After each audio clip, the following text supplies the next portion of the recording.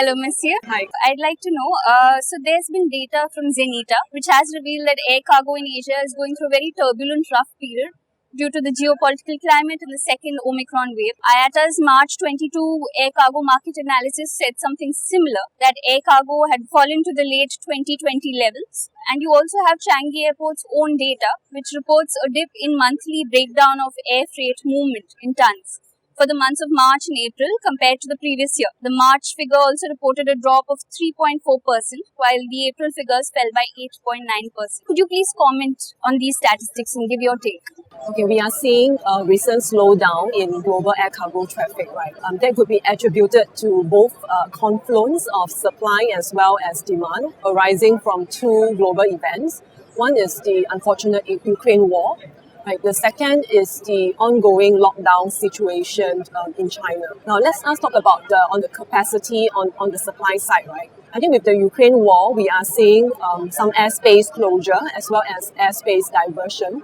There is a significant drop in direct air cargo capacity between Europe as well as North Asia, right? With the situation in China, I think at the height of the lockdowns in China, McKinsey actually reported a reduction, about a 60% reduction of freighters movement in and out of Shanghai alone, right? So that's all this impact capacity. Now let's look at the demand side of the house, right?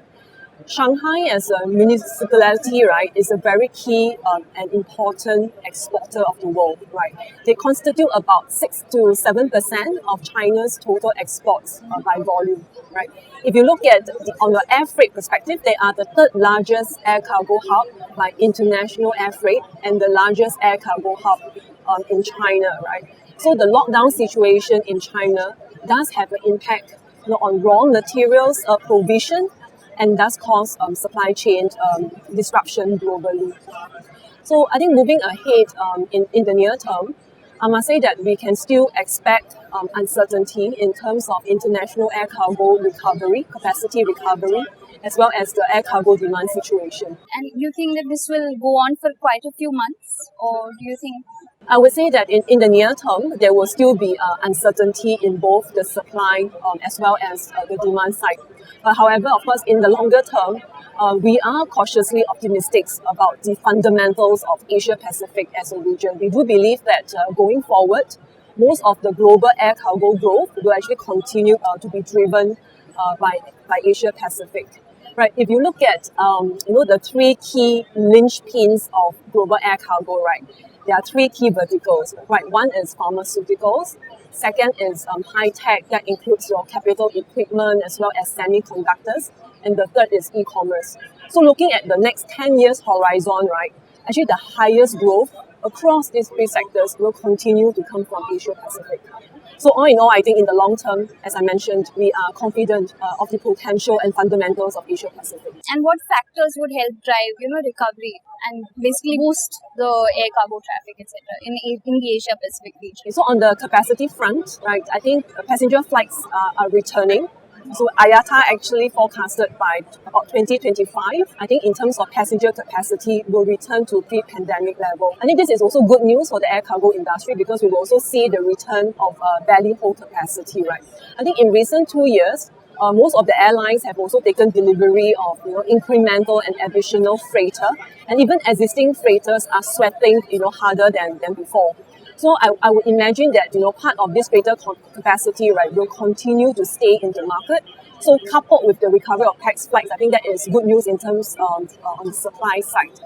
So on the demand side, right, like what I've just said earlier on, the three growth verticals, e-commerce, pharmaceuticals, as well as high tech, right, will continue to be the key growth drivers and engines for the global air cargo sector. And also, could you comment on Changi Airport's overall contribution to air cargo movement in the Asia Pacific region? So as of today, right, Changi Airport, again by international air freight, we are ranked the largest in Southeast Asia as well as Southwest Pacific. I think earlier on in January this year, I think most of us have saw the Regional Comprehensive Economic Partnership, or RCEP for short, has come into force in January this year.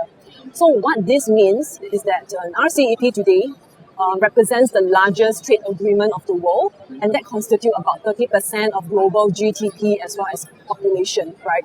So we are quite positive that this will generate and boost regional trades, right? And then, of course, higher air logistics activities, right? So if you look at the role of Singapore and how Changi Airport is playing in the region, again, back to the three sectors I just spoke about, pharmaceuticals, high-tech, as well as e-commerce. At present, Singapore is already playing an integral part of the global supply chain of these sectors.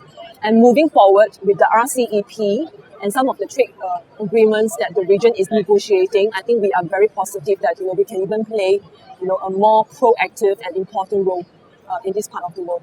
Yesterday at the Pharma Aero event, you mentioned the need for data collaboration, and you also mentioned that there are 3 pillars of community collaboration. Could you please elaborate on the need for data collaboration and the 3 pillars that you mentioned? I think over the years, right, what we have learned that for effective and reliable pharma handling as well as distribution, right, there is only one winning formula. That is, number one, there must be adequate cold chain infrastructure, right, coupled with qualified personnel who knows and breathes pharma, and then coupled with processes as well as standards.